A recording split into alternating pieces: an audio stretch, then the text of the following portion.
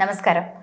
Rohit Sharma test ക്രിക്കറ്റിൽ നിന്ന് വിരമിച്ചു വാർത്ത എല്ലാവരെയും ഞെട്ടിച്ചിരുന്നു. എന്നാൽ അതിനുശേഷം തന്നെ ഏറ്റവും കൂടുതൽ ഞെട്ടിക്കപ്പെട്ട ഒരു വാർത്തയായിരുന്നു ഇന്ന് പുലർച്ചെ വന്ന കോഹ്ലിയുടെ വിരമിക്കൽ. അതിനെക്കുറിച്ച് സംസാരിച്ചേ മതിയാകൂ. എന്തുകൊണ്ടായിരിക്കും കോഹ്ലി വിരമിച്ചത്? ഇതൊരു പാറ്റേൺ പോലെ മുന്നോട്ട് പോകാനാണോ പദ്ധതി എന്നൊക്കെ പലരും ചോദിക്കുന്നുണ്ട്.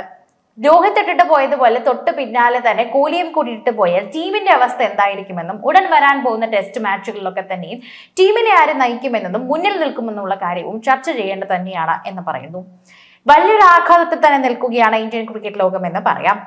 ഇതിനിടയിൽ തന്നെ റെഡ് ബോൾ ക്രിക്കറ്റിൽ നിന്ന് വിരമിക്കാൻ താല്പര്യം BCCI അറിയിച്ചു എന്നാണ് ക്രിക്കറ്റ് ലോകത്തിന് വീണ്ടും ഞെട്ടിക്കുന്ന വാർത്തയായി വിരാട് കോഹ്ലിയുടെ വാർത്ത എത്തിയത്. ടെസ്റ്റ് ക്രിക്കറ്റിൽ നിന്ന് വിരമിക്കാനുള്ള തീരുമാനം തന്നെ സംഭവിച്ചത് പുനർപരിശോധിക്കാൻ കോഹ്ലിയോട് BCCI ആവശ്യപ്പെട്ടതായിട്ടാണ് പറയുന്നത്.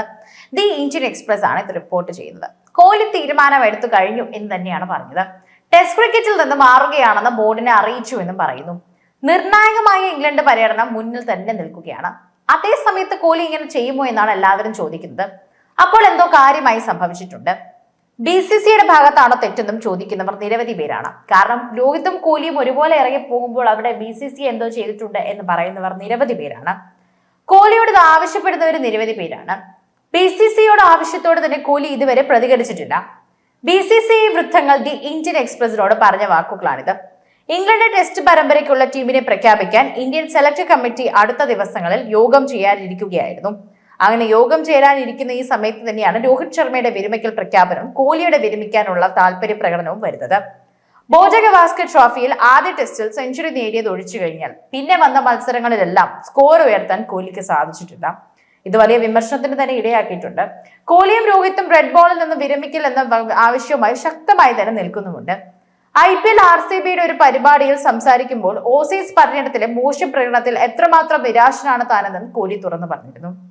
2024 10 ടെസ്റ്റിൽ നിന്ന് 417 റൺസ് മാത്രമാണ് കോഹ്ലിക്ക് കണ്ടെത്താനായത്. ബാറ്റിംഗ് ശരാശരിയിൽ 24.